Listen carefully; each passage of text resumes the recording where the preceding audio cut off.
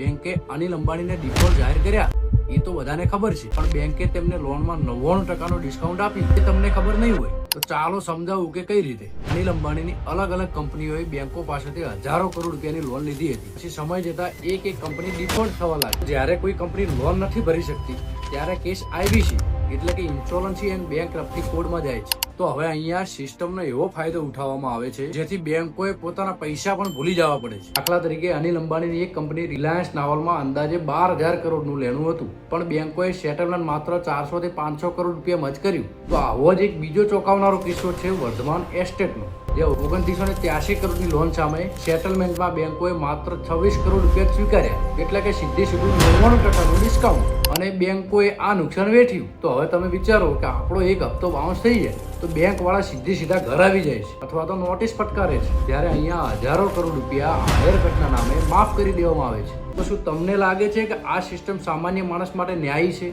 કોમેન્ટમાં તમારો વ્યૂ જરૂરથી જણાવજો. અને હા, આ વિડીયો તમારા મિત્રો અને પરિવારના સભ્યોને શેર કરવાનું ના ભૂલતા. અને આવી જ ગુજરાતી ફાઇનાન્શિયલ ટિપ્સ માટે મારા પેજને આજે જ ફોલો કરો.